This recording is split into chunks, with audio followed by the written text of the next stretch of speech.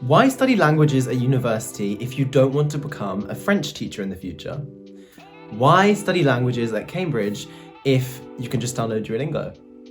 Why study languages at university if you only study one language at A-level or you don't even study any at all? My name is Andrew and I'm a second-year undergraduate student at the University of Cambridge, reading modern and medieval languages. Today I'm going to explain to you why I chose Cambridge and why I chose to study French and Spanish. So let's talk about what you will actually be studying if you decide to study MML at the University of Cambridge. The course is split up into two main sections. So the first section is culture. Under this comes philosophy, history, literature, film, and linguistics. On the other hand, we have language. So this is mainly translation, speaking, and using the foreign language. This language work is varied, and you will work on many different dimensions of language acquisition. You will improve your skills in reading, listening, writing, and speaking, and you will also learn the skills of translation. Translation work is mainly done through particular exercises on the translation of texts to and from the language. This is the first thing that I love about studying at Cambridge, the breadth of the course. So, for the language aspect of the course, there is so much choice. You can choose 2 languages or 1 language out of the following. I've got them written down so I don't forget. French, Spanish, German, Italian, Portuguese, Russian, Classical Latin, Classical Greek, Chinese, Japanese, Arabic, Hebrew, Persian, Catalan, Modern Greek, Polish, and Ukrainian. So the choice of which languages you study is completely up to you. I studied both French and Spanish at A-level and I carried them on through until university. However, I was in a very lucky situation where my sixth form offered both of French and Spanish and allowed me to study them both at A-level. However, a lot of people don't have this possibility or didn't choose to study 2 language A-levels, and the university recognises this. So, whereas I studied post A-level languages, you can also start a new language from scratch when you arrive at Cambridge. Equally, if you don't want to study a new European language, you could perhaps study French and Arabic. This is a crossover between the AIMS and MML faculty. There exists a myriad of joint degrees at Cambridge, so you could study HML, which is History in a Modern Language, or Classics with MML, so this would be studying perhaps Classical Latin with Spanish. If you are studying MML, you will study 2 of French, Spanish, German, Italian, Portuguese, Russian.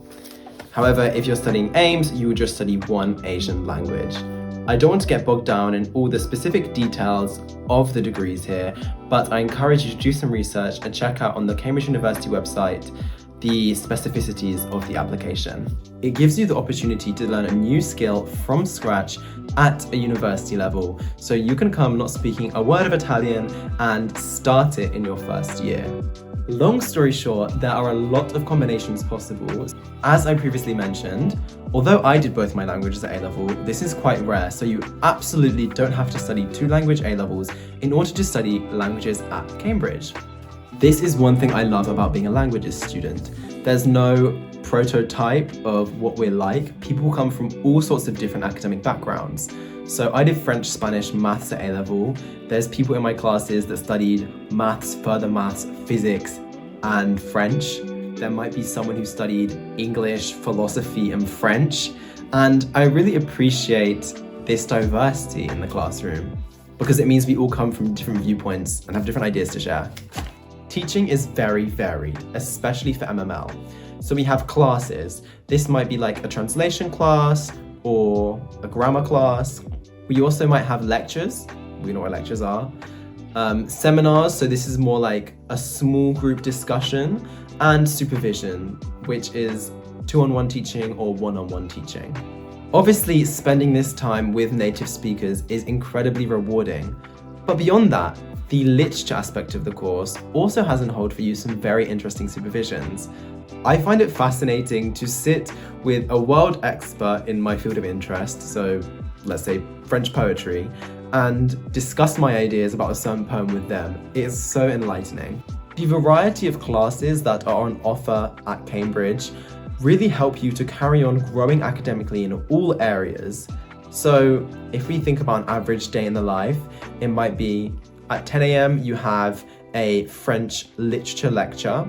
At 11 a.m. you have a translation class from English into Spanish. And then after lunch you have a supervision speaking in French. I don't have time to get into the entire Cambridge experience here in this video, but if you are interested in seeing what life at Cambridge University is really like, then I encourage you to check out my vlog channel. This is at Andrew Collett Cambridge, Collett. And I make vlogs in which I show my life at Cambridge. Back to the point, I love being a language student at Cambridge, not only due to the methods of teaching, but also because of the selection of papers. In the first year, it will be a bit more general. It will be Introduction to French Literature and Culture as one paper, then it will be a grammar paper, and you don't really specialize much to start off with. That being said, as you progress throughout the years, you can specialize more and more into whatever really interests you.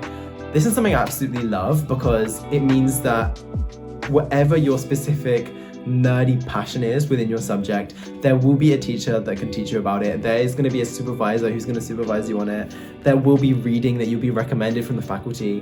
Beyond nerding out on whatever really fascinates you about your subject, another thing that I think is great about the Cambridge degree is that you can borrow papers from other faculties.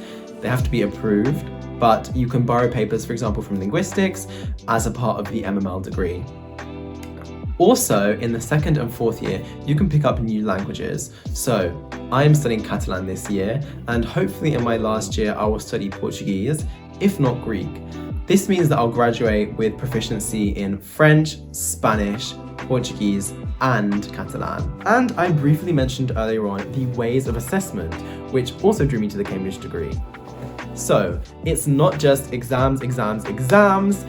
You're actually offered different ways of getting examined on your work. So, one thing I'm very excited about this year is that for my papers FRMD and SPMD, include what that stands for here, I will be examined via video essay. This means that I'll create a video project for both of these papers at the end of the year. Equally, as a second year student, I've taken the long essay option for my paper FR6. This means that I'll be writing a short dissertation instead of doing the exam. Being able to do video projects and coursework was a massive pull to the Cambridge MML course for me. Another advantage of studying languages is the opportunity to spend a year abroad. You can either do a volunteering placement, a work placement, or a study placement. All of these experiences will better prepare you for the workplace as soon as you graduate. It also gives you the opportunity to perfect your speaking skills with native speakers. The University of Cambridge has exchange programs with universities and institutions from all across the world. The university offers financial support for travel, obviously for academic purposes, and I personally am very grateful for some of the experiences that I've had completely thanks to this funding. So for example, in my first year holidays, I went to stay with a Spanish family for 2 weeks. I'm also a very grateful recipient of the Cambridge bursary. This is a non-repayable grant of up to £3,500 for all full-time undergraduate students. This bursary helps to meet the costs of life as a student in Cambridge, and it means that I can completely devote myself to my studies instead of having to do a part-time job alongside my studies to be able to afford everything. Another reason that I study languages at Cambridge is because it opens doors. Graduates from MML go into consultancy, law, others work for UNICEF, BBC, or United Nations, but to name a few. Even if you want to go into a career that is not directly to do with languages, these transferable skills will always come in handy. Before coming to Cambridge, you don't have to know what you're going to do with your degree after you graduate. However, no matter what you do, your employers will look favourably upon all the transferable skills that you will have gained from your MML degree at Cambridge. So, if I've successfully persuaded you to start thinking about the possibility of studying MML at Cambridge, then here's my advice for you. My number one top tip is do not worry and think, oh my goodness, I don't know what to write in my personal statement, or I don't know how I'm going to persuade the admissions team that I really want to study MML because I've never lived abroad before. The admissions team is really not expecting this. This is an experience lived by very, very, very, very, very few applicants. So find a different way of showing how you're passionate about these languages and their cultures. The admissions team knows that you're only 16 or 17 years old as you're writing your application. This means they're not expecting you to have done loads of crazy international experiences for your personal statement. They just want to see that you're passionate about your subject and want to know a bit more about where this passion comes from. If you want to study a language at university that you're already studying at GCSE and A-level, then I would encourage you to start reading a bit more around your subject. What really interests you about Spanish or French or German, etc.? For me, for example, as I read more, I realized I really enjoyed magical realism in Spanish literature. I also really enjoyed studying how the queer experience was portrayed in Francophone and Spanish-speaking cinema. In your application, don't write that you're interested by something very complicated because you think it sounds fancy. Don't say, I absolutely love medieval Spanish literature if you don't. Just be honest, because they want to see what you actually really enjoy. If you want to study a language at university that you've not started studying yet or you've not studied at school, then I recommend for you to start thinking about the culture of this country, to start looking into the literature, to maybe start teaching yourself a bit of the language, to find out what motivates you to learn the language. That is all for today. I really hope you enjoy this video and will consider studying a language degree and realize that actually you don't have to be a modern foreign language teacher just because you want to study languages. It will open so many doors for you, as it has for me. The diversity of the course and the amount of modules offered means that you will find something that you absolutely love.